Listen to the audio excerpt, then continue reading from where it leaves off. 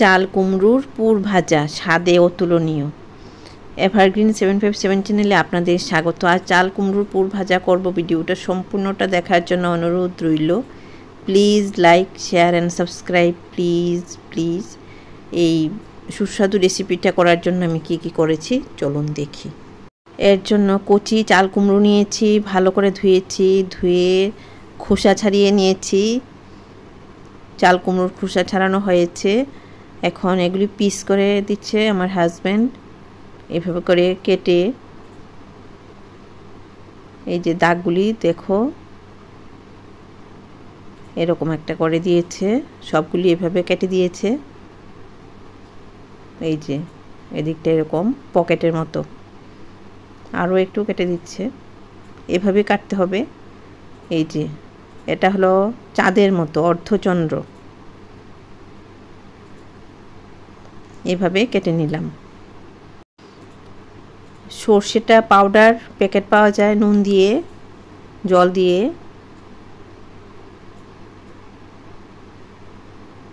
চামচ দিয়ে এই যে একটা সর্ষের ব্যাটার তৈরি করছি।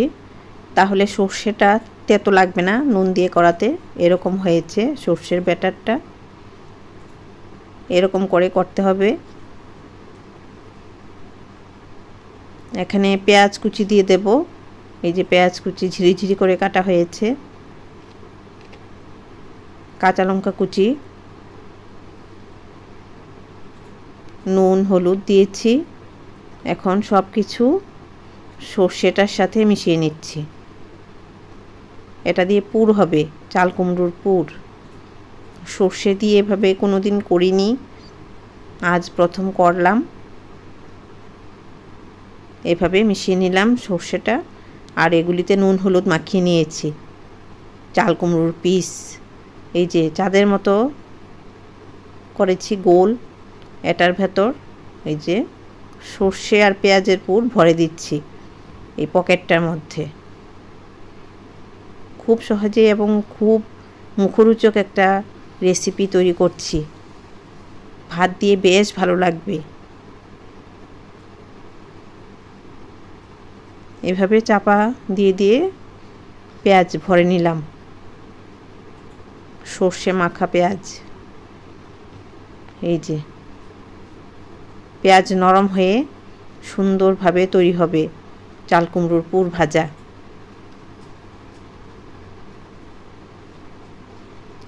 এভাবে এই যে এটার ভেতরও পুর ভরে নেব।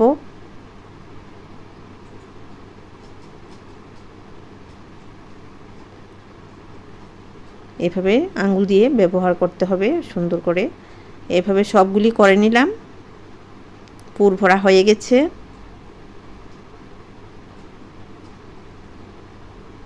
প্যানে তেল দিচ্ছি, প্যান গরম করেছি, তারপর তেল দিলাম। তেলটা এভাবে গরম করছি মাখিয়ে নিয়ে।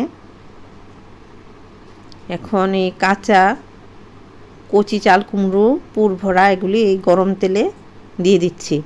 এখন ফ্লেমটা আছে লোতে, লো ফ্লেমে রাখতে হবে, না হলে চাল কুমড়োগুলি সেদ্ধ হবে না, পুড়ে যাবে। এখানে চাল কুমড়োগুলি সেদ্ধ হবে এবং ভেতরে যে পেঁয়াজ দিয়েছি এগুলিও সেদ্ধ হবে, তাই লো ফ্লেমে রাখতে হবে। এভাবে আস্তে আস্তে পুরগুলি নরম হবে আর চাল কুমড়োগুলি নরম হবে। ঢাকা দিয়ে দিলাম।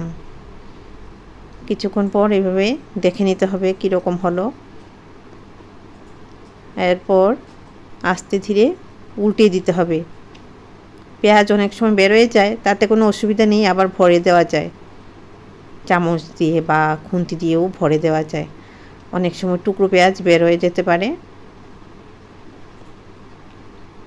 এইভাবে উল্টে দিচ্ছি।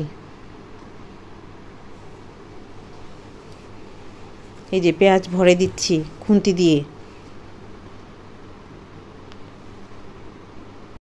খুব আস্তে ধীরে করতে হবে, না হলে পুর বেরোয় যাবে।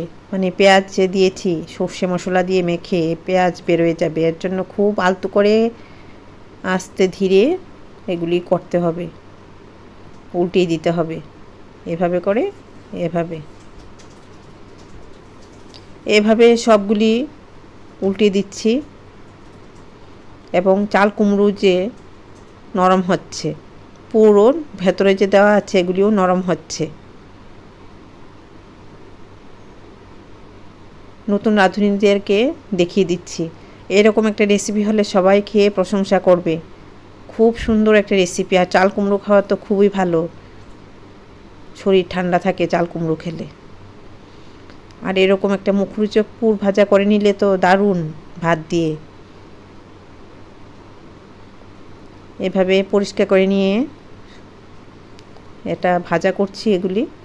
এই যে আস্তে আস্তে ভাজা হচ্ছে, ফ্লেমটা দেখাবো এই ফ্লেমে, সময় দিয়ে করতে হবে ছুটির দিনে।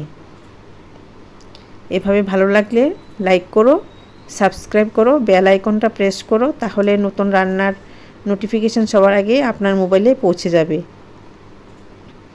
ভালো ভালো রেসিপি আছে এভারগ্রিন 757 চ্যানেলে, সাবস্ক্রাইব করে নাও, খুব ভালো লাগবে। ভালো ভালো রান্না যদি ভালো লাগে তাই বলছি সাবস্ক্রাইব করো, তবে সাবস্ক্রাইব করে নিলে ভালো ভালো রান্না পাবে। তোমরা ভালো থাকো, ধন্যবাদ।